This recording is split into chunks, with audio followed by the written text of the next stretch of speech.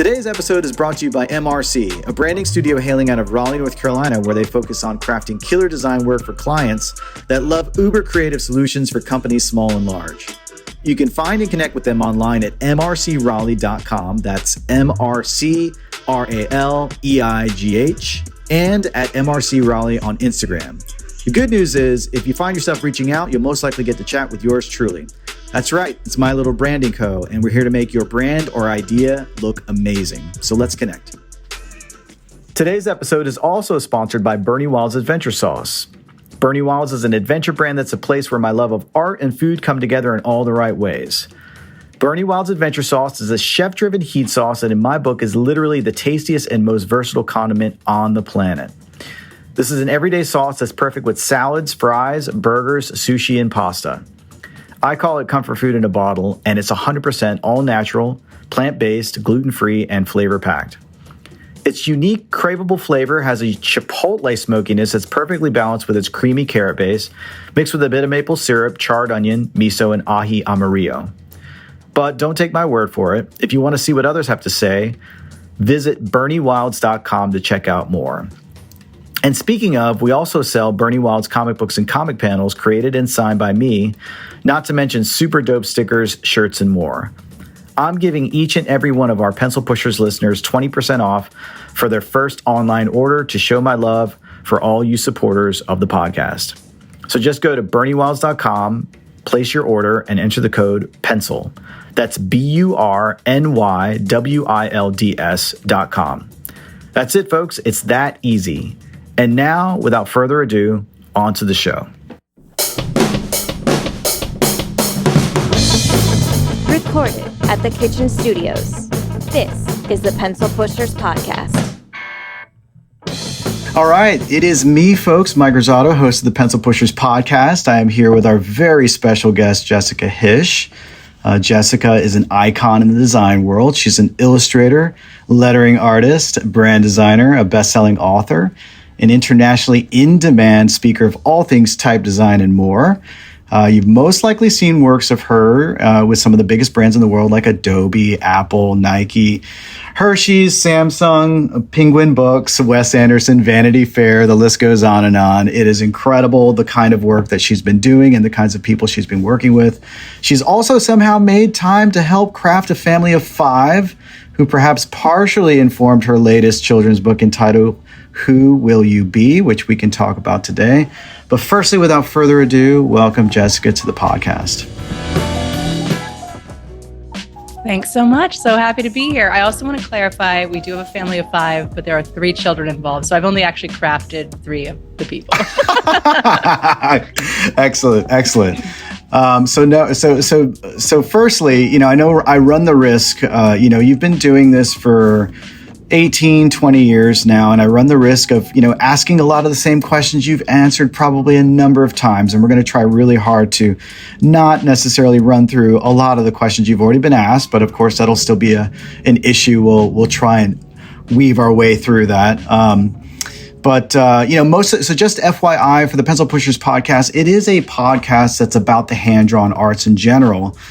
So many of our listeners come from all kinds of backgrounds, locations, and disciplines in the hand-drawn arts. So I'd like to introduce you to many of them who maybe not have heard about you. And then I'm sure many of them have, and we're going to try and hopefully, share some things about you that are maybe new for them. So what I like to do is I like to start from the beginning and just kind of get a pinch of what was early life like for Jessica.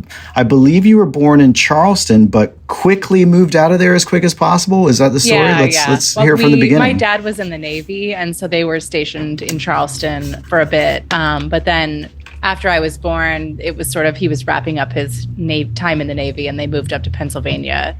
Most of my family's from New Jersey, so it was kind of like close enough to New Jersey, but in its own world. And it was very dependent on like where he could set up his dental practice because he was a dentist. Oh, wow. But yeah, I grew up in Pennsylvania and mostly Northeast PA in a town called Hazleton, lived in a few places around near there growing up. Is that close to Philly? No, it's actually, it's about 2 hours north of Philly. So it's like 2 hours north of Philly, 2 hours west of New York. So It's closer to Scranton, Wilkes-Barre, that area. Like, so in Biden territory. Oh. But it's really nice. It's like Appalachian coal country, a small town. We lived in sort of like a rural part of town for most of when I was growing up. So like, would ride my bike for 4 miles through the farmlands to get to the community pool, that kind of thing. Because it was a much more rural place, and very blue collar, most of the area. I didn't really have like a massive arts education growing up. Like I ended up with some really great art teachers in high school, but, didn't have access to a lot of the resources that I found out a lot of my classmates in art school had. So it definitely was, a big shift moving from a small town in Pennsylvania into, the suburbs of Philly, going to art school and having to suddenly like kind of hockey stick my abilities and commitment to it really quickly. But so that was sort of the start. I wasn't sure if I was going to be able to actually go to college because I didn't have a lot of money saved, and had transferred from a Catholic school to a public school kind of late in the game and didn't really have much of a portfolio. So just kind of like skated into art school by the skin of my teeth and the recommendations of some really great teachers. And I'm just really grateful that I had the opportunity to even like go and study art at the time. So it was like, and I saw that moment as like a real do-over, like a time that I could really like commit to a thing that I loved and not faff around and like party all the time. Like when I was at a figure drawing event the other night, and I was talking to a woman who went to RISD, and she was saying how she wished she hadn't partied as hard in college and had taken it more seriously. And I was like, I was the absolute opposite, where all I did was work. I just lived and breathed work and never slept, and kind of overdid it a little too much. But it was kind of the first time in my life that I felt like I found something that was really like mine, that I was really passionate about. And so just kind of threw myself headfirst into it. Yeah. Your friend actually from RISD sounds a lot like my art career at SCAD. So I definitely understand that. To me, it sort of informs a little bit of how I see you in general, where you're so prolific with your work. You're obviously very passionate about just art in general. And you seem a bit like a kindred spirit in the sense of like, you see an opportunity creatively and you're like, let me jump on it. What can I create in those kinds of opportunities? That's really awesome. So part of it is like, it comes a little bit out of like a scarcity mentality, where you're like, which like can be bad or could be good. Like when you see opportunities around you that you haven't had before, you come at it as like, I've got to do this because it might not happen again. And you don't want to live your life like that all the time because it's really stressful. And, but I do feel like always feeling very in touch from my like person that didn't have access to tons of opportunities necessarily right away, that when I'm surrounded by like a new thing or something pops up, I'm like, oh, gotta take it. Like I immediately get really excited because it's like something's entered my orbit that I might not have felt, ever could have, Totally. So were you like this also, even before you got into college? Were you into various styles of art before you got into college, or did that just happen afterwards? Well, like when I was younger, I thought I was going to be like a painter. So I always loved drawing, and I loved drawing like really complex stuff. Like in art school, some of my favorite things to do was just to draw like chrome, like shiny things with 2H pencils and things like that. Like I just loved doing very like graphic, detailed work. And so I just kind of thought that was the only thing that I could end up doing. I tried other things in high school. Like I had just like a couple months of jewelry as a part of my school, which was great. But I'm so much more of a 2D person than a 3D person. Like I just don't think in 3D, like creatively. And so when I try to work in 3D mediums, it's like, it's definitely not second nature to me. Like I have to really push myself to do it. Same. It wasn't until I got to art school that I sort of knew, like understood different commercial art things that I could do. And pretty much everybody would take like at least one graphic design class just to like rule it out. Like, like if your parents were like, you should try this out at least, But for me, it was very self-directed. I kind of knew that I wanted to try it. And I also, just got consistent feedback in a lot of my other art classes that like, everything felt like a design project. It was just like, oh, like these drawings are cool, but they're just so graphic, or this is so cool, but it's so graphic. And I was like, oh, maybe I should try graphic design, I guess.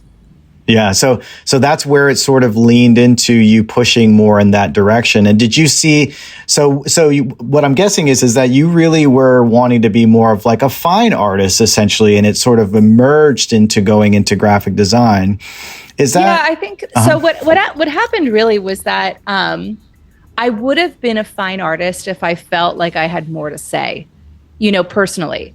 I felt like graphic design and illustration was so freeing to me because it was all these like problems to solve and assignments to speak to. And, it was like a collaboration with an art director, even if they weren't really giving you direction, even if it was just like the art director was a piece of paper with some words on it of like, do this thing.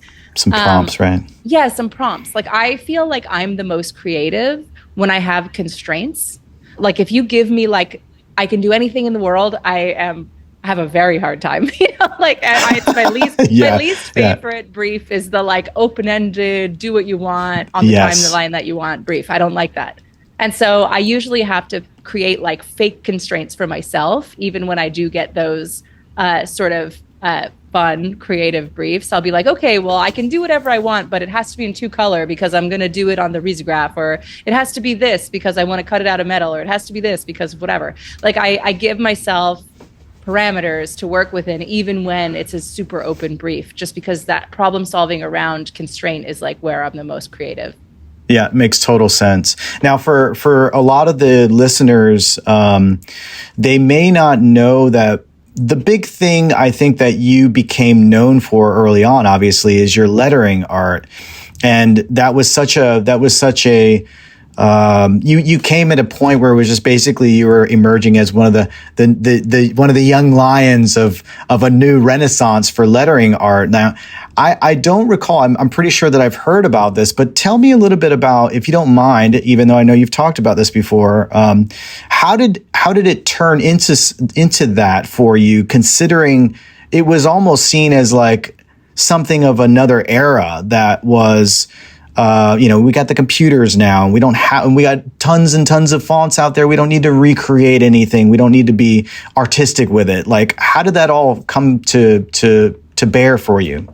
Yeah, totally. I mean, you're so dead on, where like lettering had it used to be this massive industry in like the 80s and early 90s before personal computing, and 70s and earlier, of course. But once people had access to tons of different fonts, and then people were making much more display fonts, the idea of commissioning someone to create a custom anything became more of like a very like high-end select thing that you could do. Sure. Because it was just like, why spend the money if you don't have to, kind of thing. And so the lettering industry just really shrunk. There was just a handful of people doing it regularly, like as a full-time profession. Sure. And I got to like know and meet some of them through when I worked for Louise Feely, because she would commission them for things sometimes. And so like Dan Palavin being one of them. So he was one of the like kind of holdovers where he was a lettering artist, and that was just like what he did. But I worked for Louise Feely in New York for a couple of years, and she does a lot of lettering as a part of her projects, but had never really called it that. It was kind of like, creating custom type as a part of the designs or something, even though it's not like typefaces, it's not fonts. Sure. And so it started for me in college because I was broke and couldn't afford to buy fonts. And I had that like, 900,000 fonts CD that everybody kind of passed around. Yes, that was just like, like all the downloads off of defont.com. And you had to go through it for like 400 hours to find like 3 good ones. You remember when Defont came out? It was like, oh my God, look at this array. You're like, okay, there's so much stuff there, but there's tons of garbage, but at least we've got some things to work off of that's not straight off of my computer, Yeah, exactly. And I, when I was in college was really when House Industries was exploding as well. And so Ken Barber from House Industries went to the same college that I went to. So he was very much like worshipped in the school. And this idea that like, so I would say that he was like really on the forefront of the lettering thing, but it hadn't really exploded into its own industry yet. It was still very niche. It was still very, very niche. And like Yeah. even him, like he worked for House Industries. So they did custom lettering for clients, but mostly House was known for their display fonts. It was still like a type design company. Mm-hmm. And so I was doing a lot of lettering with Louise. And then I was also doing a bunch of freelance illustration at night. And I just really wanted to be a freelance illustrator. But I felt like I had these design skills that I wanted to keep in the mix. You know, I was just like, oh, I love graphic design and I like typography and I want to still do it, but I want to be drawing. And so I was like, maybe I'll just draw letters and words and stuff as a part of my freelance illustration work. Yeah. And so I just started by like presenting concepts for editorial projects that like integrated hand lettering into the concept. So it wasn't like doing titles for articles and stuff, but it would be like, there was an article about like a fancy men's grooming salon that served like whiskey or something. Right. And so I did an illustration of like a Barbicide container, but wrote Bourbonside along the outside in hand lettering. Or there was another one that I did at the time that was like the inside of a teenager's brain and made a bunch of fake products and stuff. Like making fake products was like a big thing that I loved drawing at first. Yeah, totally. But then over time, like clients kept noticing that and then coming back to me and being like, hey, we like that thing that you're doing. Can you do more of that? And as I started doing it, I was like, holy shit, this is like its own thing. Yeah. And I kept just calling it like type and illustrated type and stuff like that, not knowing that like lettering was its own discipline. But then once I really kind of started to understand it and the history of it, I was just talking about it anywhere that I could. And it was really like the evangelizing about it that got me well known as one of the people within the industry, because there were only like a half dozen or so of us that were sort of in that new class of folks that were getting all these lettering commissions. Right. But I kept getting asked to speak at conferences about projects that I was working on, because I had launched this big personal project called Daily Drop Cap, where I was illustrating a letter every day for 12 alphabets. And it just exploded on the internet. It was like really one of those early viral projects. And this was before 365 days of type or 36 days of type. So it was one of the first like daily lettering projects ever in the blog world. And I got asked to speak at dozens and dozens of conferences everywhere. And every time I went on stage, I was explaining what lettering was, explaining what calligraphy was and type, and like how it was all this own world. And, you know, within a couple of years, like people were like, oh yeah, like my lettering class in college, you know, it just turned into a thing that started getting taught at universities and things like that. How does that feel? It's pretty crazy, though. I feel like I feel like now there's been so many generations of lettering artists after me, because like generations are like every 5 or 6 years or something in terms of like the art world, that I'm so now like OG that people probably don't even know that, you know? Yeah, it's funny. It's funny because like, you know, I sort of equate it to, you know, you and maybe John Contino and, you know, people like Mary Kate McDuff. It's almost like, you know, it's like a boiling pot of water. At first you see like 3 bubbles, and then you see like 10, and then you see like 50, and then you see like 1,000 of them, right? You know, it's kind of what happened with y'all. All of a sudden it just exploded. Yeah. And Mary Kate, so she went to the same college that I went to as well, and graduated. She's awesome, by the way. Yeah, she's we've amazing. interviewed her too. Yeah. I think she graduated like 2 or 3 years after me. Okay. And so it was like me and John are like the same age, and like we're part of the same like Young Guns class, like whatever, you know, like, and then like there was like a little micro class after that was like the people that are 2 or 3 years behind us. And then there's another one after that that's like the 2 or 3 years after that. And so like by then it was like snowballing so much that it really just exploded, where now you can't like spit without hitting a lettering artist, especially on the internet. Yeah. So, yeah. That makes me think of like 8 other questions, but I want to also go back to your time with Louise Feely. And for those who don't know who Louise is, she is she's one of the icons. She's definitely an OG of graphic design, logo design work. She's a fantastic, well-known artist out there in the graphic art world. So just out of curiosity, so you were not doing necessarily lettering art before you stepped into that job with Louise Feely, is that right? And where did that start? I did it. I did it in college on most of my projects. So if you actually look at my that's why Louise wanted to hire me in the first place. I sent her like a promo of the illustration work that I was doing, but part of that promo had lettering on it. And then my whole portfolio was just like littered with lettering. Like I made a illustrated kids book in college where like half of it was lettering. And I made all these logos that were all hand lettered and all this kind of stuff. So I was doing it like crazy in art school, but just didn't know it as a discipline. I just thought I was like making my own fonts because I was broke, so. And I just really liked how cohesive it made my work to be drawing all my own typography instead of necessarily using found fonts out in the world. Yeah. Because I was doing a lot of illustration for my projects as well. And it just made this like real cohesive line through all of my stuff. Okay. And then while I worked for Louise, like she just never called it lettering. It was always like designing logos or designing headlines, or like whatever. And so I didn't even really think of it as lettering at the time. I just thought of it as like doing custom graphic design work or whatever. And it wasn't until I started getting commissions from sort of just like freelance illustration clients to do specifically lettering that I was like, oh, wait, this is like lettering is different than graphic design. This is a whole other thing where it's a separate industry, where it's pictures of words. It's not necessarily a logo. It's not necessarily a headline or like whatever. When did it come to the point where you realized that not necessarily that you had a knack for it, because I'm sure just getting hired by Louise, that made a huge difference for you in sort of acknowledging the talent you had. But when did it become something where you're like, you know what, this is a lane that is almost clear of traffic right now, that I could really define myself in my career? I think I was just really lucky where I just got really into this. To me, it was always just like combining these two skills that I had. I was like, I want to be an illustrator, but I don't want to leave behind my love of typography and graphic design that I learned. So I was just like, I'm just going to mix those two things together because I don't want to give up one of them for the other one completely. And it was only just sort of like discovering that like, oh, this is a thing that not a lot of people do. And it was very nice to find myself in that place because it's like, because it's, like design and illustration, I'll say I was always surrounded by tons of illustrators, and I never felt like this, sort of like a death match competition thing going on with them. Everybody has supportive. Their own style.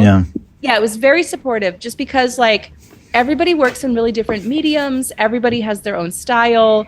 And if you lost a commission to someone else, it wasn't because that person's better. It's because that style is different and that's what they're going for this month or whatever. Yeah. And so I felt like even with the lettering, I was like, oh, this is just a style that I work in. And my style is different than that person's style is different than that person's style.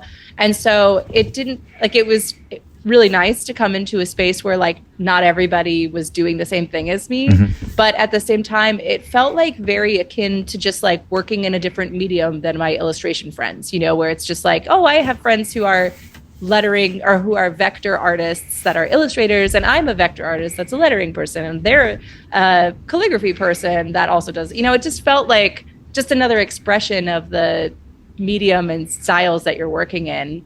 I don't know. Yeah, no, that makes total sense. And so now, you're about 18 years in. Is that about right? Does that sound about right? Yeah, I think that's about right because I graduated in 2006. And so, it's like 17, 18, something like that. Yeah. I'm assuming that your speaker work was really the thing that catapulted you getting a lot of these like bigger brand clients coming through the door. Is that safe to say? Part of it, for sure. Yeah. I think like one of the things that's really helpful as a creative is just befriending people in adjacent industries to yours. So like one of the ways that I've gotten a lot of work is just like being friends with a bunch of web people and being friends with a bunch of advertising people, whatever. I don't work directly in those fields, but when a web designer has to name a lettering person, they're most likely to name me because I'm also just like involved in that community. Right. So I think like one thing that young creatives or just creatives in general that are looking to do client work, a mistake that they make is just keeping their peer group so selectively close to what they actually do, because most of the referrals actually end up coming from people outside of your industry rather than inside your industry. And so but that wasn't like a strategic thing for me. I just like love doing all the different things, and like also like am a real social butterfly. Like I'm very extroverted and just want to like bumblebee around in different social worlds. So it was just like a fun side effect of my extreme extroversion, and also my tinkering with web related things. Like I love doing web development on my own, but would never do that for a client. So, on that note, I've asked a couple of different artists and designers on the podcast about this question regarding extroverts and introverts. And I've interviewed several. As you can imagine, there are many, many very talented creatives in the industries, the hand-drawn arts and more, that are very introverted. Given that that's how you've really sort of worked your way to building this, this amazing career that you've built, if you were to suggest to an introvert, somebody who's highly introverted but incredibly talented, what would be the things that you would say that would help them navigate that? Well, one thing about my career is that I've worked with a ton of different people, but not a ton of repeaters. So like I have a huge client list, but like people don't come necessarily back to me over and over and over again. And part of that's just the nature of the beast, where like, I did all this stuff for Neiman Marcus last year for their holiday stuff. And their creative director has like a specific, like, nope, we want to work with a different person every season. And that's what we want to do. Right. And so like a lot of my work, I don't have these like big, long relationships necessarily with clients. I have a handful of them, but it's not like every client. Is that kind of a bummer for you? Would you prefer to? It's like sometimes it bums me out because it'd be cool to work with people over and over again who I enjoyed working with, and that would be nice. And that does happen, like when it comes to book covers and things like that. I do tend to work with similar names. But what I was going to say is that it feels like a natural extension of having a more sort of like extroverted, bubbly style of communicating and interfacing with the world. Like I'm like Johnny Appleseed, just like spraying apple seeds everywhere, whereas I feel like introverts, like the thing that they really shine at is like having closer, more intense, like long-term relationships. Mm-hmm.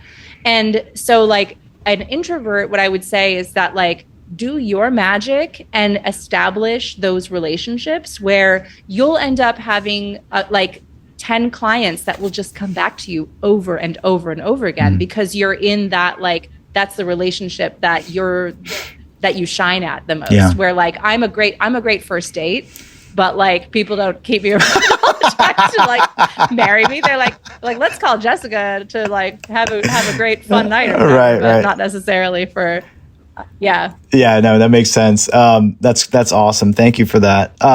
So what do you do? Now that you've worked with so many and you've done so much stuff, obviously you can pick and choose whatever you want, essentially. You're at that level, you can just choose whatever you want. How do you make those decisions at this point?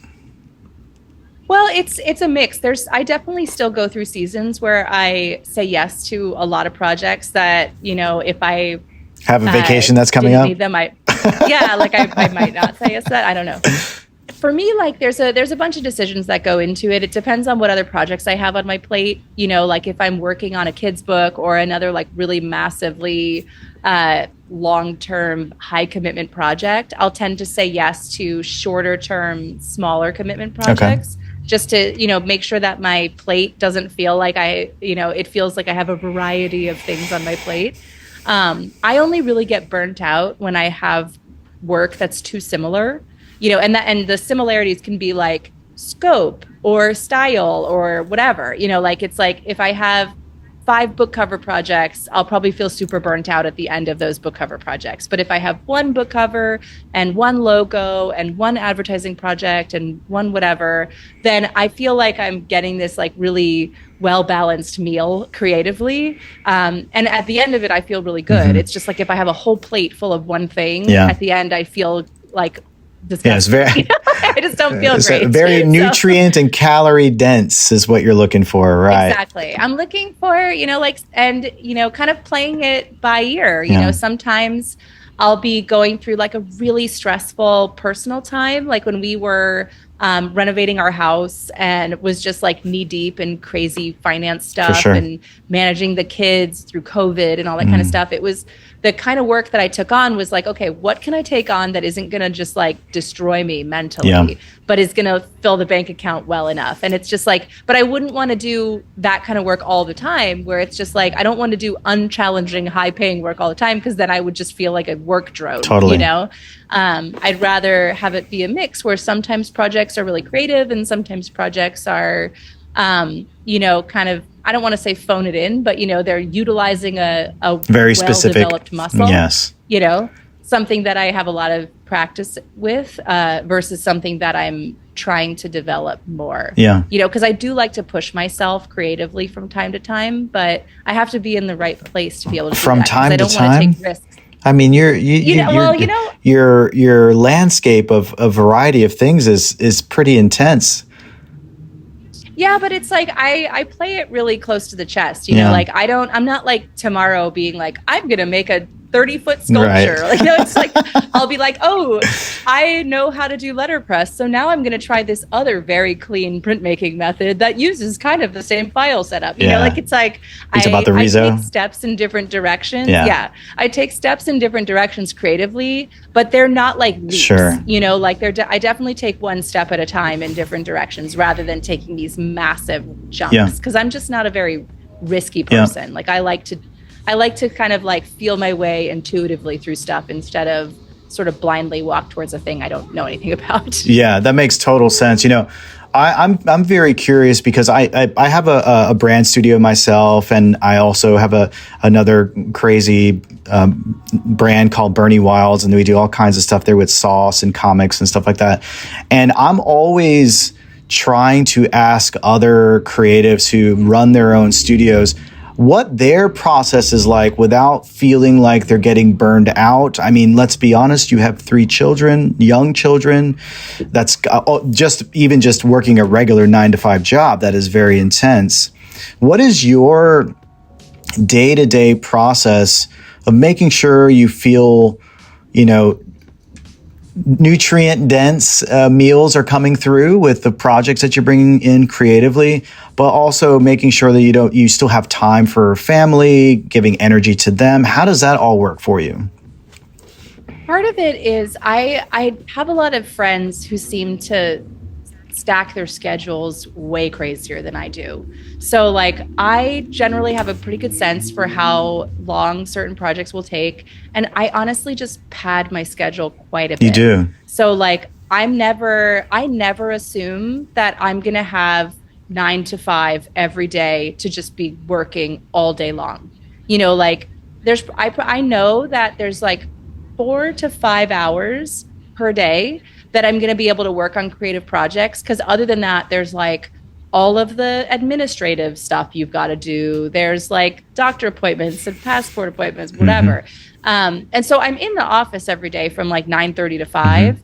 But in terms of what I'm actually sort of like my billable time with other people is usually only around 4 hours. Okay. And then I have like a solid other 4 hours of the day to either work on my own creative projects, to do biz dev stuff, to update my website, or to just like have days like this where I've got my kids because they're home from school. And so we spent the morning, like out at a park eating cherries and staring in the sunshine. And so like, to me, if I take on so much work that my calendar is truly full, it's just like it scales out of control so quickly. Yeah. Have you had that in the past? If I tried, yeah. Because like there are a few times where I'll get an email that's to send a proposal, and then like the proposal is, we're talking to 3 or 4 other creatives, la la la, and so I'll get like 4 people at the same time coming to me, and sometimes nobody comes back. Sometimes one person comes back, but all. Every now and then all 4 of them come back. And like, that's when it's really gnarly. That's where you're like, woo, oh shit. I know, exactly. And what that'll do is it'll just bork me for like 2 months. Where like I can't do anything except those client projects. And then I am truly like working from the second I get to the office until the second I leave. And then still having to build in a little bit of extra time either at night or on the weekend just to kind of stay afloat with email and stay afloat with other random stuff. And it's really stressful. So it's not preferable, even though it sounds great to like get all those things simultaneously. So like what I try and do is just balance out my schedule. So I always have like 1 or 2 projects that like are actually like well-paying projects, you know, where I'm just like, I got to make room where I have at least one thing that's going to like pay my payroll. Cause I have an employee that's here. That was going to be one of my next questions. Yeah. She just works for me part-time. And you know, like half the time it feels like sort of a mentorship opportunity because I don't necessarily have things for her. But when I do have things for her, she really just pays for herself in spades, you know, so it's a very chill job. I'll say that. And then my mom does all my order fulfillment for me, but she's a full-time employee. So I've got this like 3-person payroll, including myself, to make sure that I'm going to hit. So I do have to make sure I take on work that can make the payroll happen. But other than that, you know, like there's always quicker projects, you know, like an $1,800 thing here that's like a editorial thing, or like a $2,000 book cover that's a couple days, or like whatever. And so, you know, just sort of making sure that I always have at least one pretty good paying thing every 2 or 3 months, just to make sure that the bank account doesn't drain to zero. And then everything else in between is like, what can I do that is the fun creative projects that are coming in that I'm still able to make a little money on? Yeah, that makes sense. You know, I would have to imagine that one of your great creative projects of maybe the past 5 years, I'm just going to take a stab because it would be one of mine, is your work with Wes Anderson. Well, that was actually in 2012. Was it really that long ago? Oh my God, that's crazy. I know. Wow. Time flies. Okay.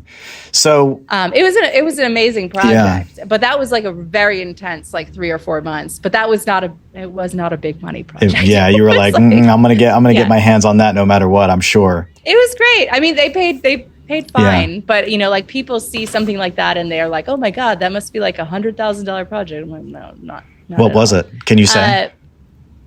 I don't know if I'm allowed, but it was definitely a tenth of that or close to it. Oh, it's too bad I went to SCAD. You know, I didn't go to school for math. I'll never be able to figure that one out. You can't do math. You'll never figure that out. But no, I mean, like and film title stuff is so fun to work on for sure. But it's like, was that the first one? Advertising money. That was the first feature film for sure. And even like the work that I just did on Are You There, God? It's Me, Margaret, they ended up not using my titles in the actual film. They used it for everything else, including the trailers. But apparently the feature folks decided to do their own thing for the film, which was a bit of a bummer. I bet. But, I remember seeing that. By the way, I saw the movie. It was very good. I remember seeing, and I knew it was you. I don't remember how I found out for some reason. No, because I think you are in the credits, right? I believe you're in the credits. Are you not? Oh, for Moonrise? No. For the Margaret movie. Okay. Margaret. They had a different title company. But they've been very good about crediting me on all their social accounts and stuff for the and tagging me in things for all of the marketing things that they've used to my lettering. Yeah, nice. Yeah. We are coming close to our time, so I want to chuck through some quick ones. One thing that I really am very curious about, obviously, you know, since you've been out of college, I'm about 8 years ahead of you. I know that it's changed dramatically in my life, the art world, the design world in general. I mean, we were just like freaking out about what was it, NFTs before. Yeah, and now everybody's like, AI is going to take it all away. Yeah. Tell me your thoughts about AI. Well, you know, my husband is a real AI enthusiast, so we had a very tense couple of months in our house while I was like, talk about a house divided. Holy crap. Ooh, I feel like we should make a podcast for sure about that's just us talking about AI together. So there's a few things. I think most of the people that are really enthusiastic about AI and how it relates to art creation are coming at it from a fine art perspective. Yeah. Like, I think that fine art is going to be able to do weird, awesome things with AI and integrate it into their process, and it'll be cool, and no one will care because it'll feel really cutting edge and awesome. And the artist will be able to take ownership of it too. Yeah. I think commercial art is going to be a bit of a different bag. I think coming, like, I've been in this industry long enough to sort of see the effect that even social media has had on commercial art. Because when I started out, it was like like Facebook was around, but it wasn't we were just coming off of MySpace, and the idea of Instagram came out, in earnest, like 6 years or something after I graduated college. And so even design blogs were so new and fresh. Like, so few people had design blogs at the time. And now it's blogs, who cares? Right. Whatever. But I was able to sort of see the difference that social media had on how clients hire people, and see the rise of influencer culture and how important being an influencer or an influential person online is for getting certain kinds of work. And I used to get so many advertising projects that were just nameless, make art. Yes, of course, you can say that you worked on this, but it's not like your name is going to be on anything. It's just it's an ad and you made art for it at the end. It's not a artist partnership or whatever. But then all of a sudden it felt like so many of those projects were just disappearing, because the things that would come would be hey, we want to do this influencer campaign, and you have to post these 2 things on this day and use these hashtags and blah, blah, blah, blah. And the advertising whole industry really got overtaken by social influence stuff. Yep. And what that did is it made it so important as a commercial artist to have a following. Before, you could just be a word of mouth, semi well-known person within a niche industry or whatever, and you would be able to get work. But it made having a following online really necessary for getting certain kinds of work. And those kinds of work were the higher paying projects. And so what I see AI doing is exacerbating that, where all of a sudden it's going to be much harder for art directors to argue for a budget to hire artists when they can create so much of the art that they need in-house. And so the budgets that they have are going to shrink, and those budgets are going to go toward people that they can say have another skill that's contributing to the campaign, such as social media influence. And so I think it's already really tough out there to get that sort of work, high paying, big client work, without having a following or an audience. And I think as the jobs shrink a bit, because it will get easier and easier to create work with AI, I think it's just going to matter that much more. And I mean, people can really fight for it, but the issue is not the art directors. It's not the people that are in positions of hiring. It's the budget people. And the people holding the purse. It's just going to be harder.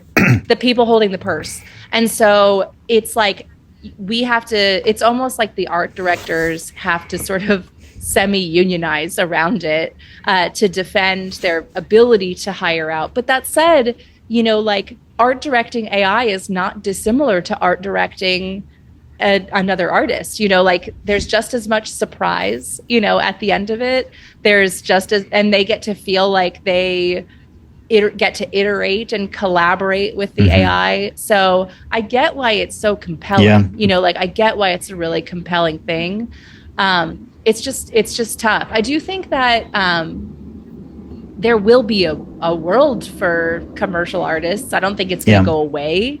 I just think that, similar to magazines shuttering because of quote unquote the death of print, and things shifting entirely online, and then the budget's not really making up for that. Online only was always a lower price point, and print was the higher price point, and it hasn't really necessarily adjusted to accommodate the fact that print doesn't all the time exist. I think it's going to be really similar, where the world is just going to shrink in different ways. But I don't know. It's a little scary. Yeah. So even somebody at your level, just for your own livelihood, it does make you nervous as well. It makes me nervous because like people that will get the work or whatever, they don't want to see like the whole bottom drop out from underneath them, because the bottom influences the top. Like whatever and this is why I'm such an advocate for fair wages and like good pay for anybody, even if you're just starting out, and why I do so much teaching and advocating about like pricing your work well. Whatever people are getting paid at the bottom informs what the ceiling as well, and the ceiling informs the bottom. So it's all an ecosystem and everybody is related. And so if all of a sudden the whole bottom half of the industry completely drops out, what that does is it makes the top part of the industry come down a few levels, so it's going to make the danger with AI is actually more that because everybody's like, oh, it's so great because it'll be so much easier and faster to do stuff, and then you have more time to be creative. What's going to happen most likely is that people are going to assume it takes you less time to do things, so the budget is going to go lower, and then you're going to have to just do more of it. So you're just doing way more work faster, which is a really stressful way to be a creative. Well, in a lot of ways, I think that even the advent of like social media advertising for businesses, or even just your own small business or your own creative, you're constantly. It was funny because I had an interesting observation from a friend of mine who is a consultant in the CPG market. And we were doing a bunch of like photos for our regular feed for our Bernie Wilds brand. And I was sharing with him the imageries we were doing, like photo shoots of like food and the bottles and all that stuff. He's like, you realize that 6-row, 3-column grid that you've produced right here would have been like, 12 months of advertising work for magazines before. Now the expectation is that it needs to be done quicker and done at a rapid pace, like every other day. It's really very, very interesting how all that's rolling out. I'm still and there's things about it that will be totally really good I agree. for people. Like there's like the idea, that people that want to make animated films that would have had to have a $2 million budget to do a thing now might be able to do it for like $100,000 or something, or people that have always wanted to see their work in 3D but don't have the skills for that, or just like don't have the budget to hire a bunch of people to do it. Or that it's just like not joyful to learn that, because there's like you could learn anything, but there's things that you enjoy doing because the process is joyful to you, and there's things that you do because you have to. And so and everybody's things of that are different, right? So like for me, a thing that brings me joy might be a thing that someone else absolutely hates doing. And so I'm happy that the person that hates doing that thing has a tool to help them do that part of the project that they don't like to do. In the same way, like I'm happy that I might have that tool to do a part of the project that I don't necessarily like to do. It does kind of inhibit collaboration a little bit, like there would normally be 6 people on a project and you might only need 2, like it does like downplay collaboration because you're using more tools that can help do parts of the collaboration for you. But yeah, I mean, there are things about it, like, people talk a lot about like the democratization of the tools, where it like makes things accessible to people that wouldn't have access to those sorts of things in the past, like you can say like, with creating paintings and things like that, of course there's people on the fine art side of it that are like, it takes 20 years to learn these skills and that's invaluable and blah, blah, blah. And then there's other people that are like, I am managing a family of too many children and elderly parents and all this, and I will literally never be able to do this in my lifetime. And I feel free that I can create for the first time in my life, and get these ideas in my head onto paper. And I'll never be able to go to art school. I'll never be able to do these things because I have this really complicated life in which I have to have this job that pays for this, and I'm stuck, and this is my way of being creative. And I really empathize with that big time. I just feel like there needs to be like a lot of conversation and a lot of kind of protections put in place to make sure that the tool stays Yes. a tool and that it's not replacing creatives like too much, like it's going to replace part of the creative process, but we need to make sure that we're not displacing too many people, because if the whole point is to like make it easier to create and make it so that there's less barriers to create, we just need to make sure that we're not displacing too many creatives from having a livelihood in this world. Because like creating is one thing, but creating and making it how you make a living is a totally completely agree. I do think that your point about having conversations is the primary part of it. I think having conversations with creatives is important, but I also think having conversations with people who aren't creatives but are who are excited about what AI can do in those realms, making them aware that, the human experience is very important, right? It's very important that we're respecting creatives who are actually trying to do that for a living, and hopefully they'll find value that, yes, I want to put my money towards helping this person have a career in the arts. That's my utopian hope. I hope that's what will happen in the future. I do think there's lots of great things about AI that can happen that we don't even probably know yet. And that's also my hope. So I'll put that over there for now. On to one last question before we start wrapping things up. I'm curious, what project or projects are you working on right now that you're most excited about? Ooh, projects I'm most excited about. Well, I'm opening a physical brick and mortar. Oh, snap. So that's a project I'm very excited about, though also is that going to be in Oakland? It is. So it's downstairs from my studio here, which is where I'm recording from right now. I was hoping to open in early spring, but I'm waiting on some carpentry. And then I, wanted to make sure that I had enough time to really set it up and have it be like really good by the time I open, instead of it being like, look at this half-baked space that I made. So I was kind of shooting for like June, but I think it's probably going to be closer to like end of July or August at this point. But yeah, I mean, I think part of like coming out of the pandemic and looking into the face of all this AI stuff and just everybody getting dragged further into online experiences, just wanting to be more physically present in the world, like became a real thing for me. And it's always, I love seeing my work physically in the world. It's like something that I have always had to have as a part of my work, which is why I do so much printmaking and why I still love doing book covers and things like that. But I think like I'm really craving like local community rather than like international, like broad community. And I think that is sort of a response to being just like extremely siloed and online for several years. And so that project is, very appealing to me. And then other than that, I have a number of random client things going on. I'm doing some work for Salesforce, making some lettering for them for a campaign, which is fun. And they've been very pleasant to work with. They're great. And what else? First of all, what's the name of the retail store? It's going to be Jessica Hische and Friends. I originally was going to call it something entirely different, but then once I saw all my work all over the wall, I was like, oh, it'll be weird if people come here and it doesn't have my name on it in some way. They'll be like, oh, why is Jessica's work everywhere in this random store?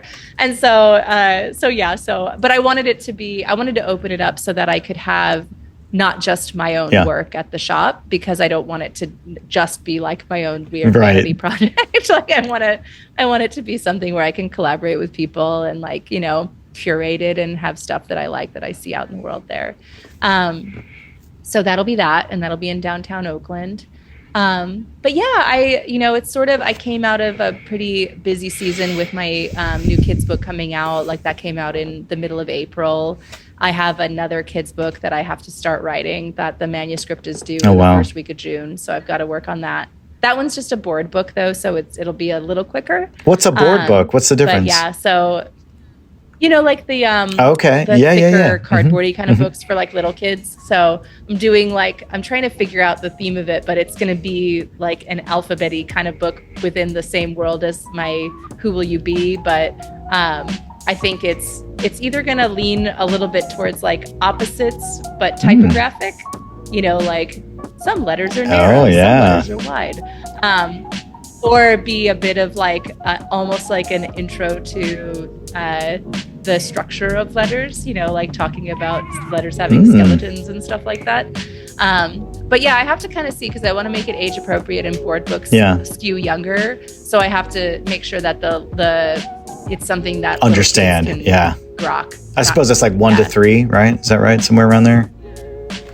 Yeah, it's usually like little people. And so it's got to be very gifty. Like when you're thinking about making something that's that small, a lot of times it's something that's going to get given at like a baby shower or something like that. So you're attracting baby parents and friends of baby parents rather than designers or designers. Yeah. So that's really awesome. Yeah. I really appreciate you taking the time. One thing I wanted to ask is, where can people find you, and also where can people find your new book, Who Will You Be? Sure. I'm at Jessica Hische in almost all places. So you can find me on Instagram and Twitter sometimes, though I'm a little bit less there these days. Otherwise, my website is jessicahische.is/awesome. And you can buy Where Will You Be, the letter U, wherever books are sold, wherever you like to buy them. They're on the big online retailer that we all shop at and like grown about. They're definitely there. If you buy it from there, please leave me a review. There's like 4 nice. I'll do that tonight. but yeah, definitely. But yeah, I love seeing the book out and about in the world, and this one has had a slower start than my other two. So yeah, feel free to. It's very fun. Your audience of creative love it. Well, you heard it here, guys. You can go ahead and order those tonight. I hope you do, wherever you're listening to the podcast. And a huge thanks for Jessica for taking the time to spend some time with me and have a little conversation. And hopefully we can chat again sometime soon. Of course. Yeah, this was great. All right. Thanks so much, Jessica. All right, everybody. Thank you so much for listening to the Pencil Pushers podcast. Follow us on Instagram at the Pencil Pushers Podcast for visual representation of our guest artwork, topics discussed, and anything else that contributes to the show. So be sure to subscribe, tell a friend, tell lots and lots of friends. Become a leadhead. And we're out.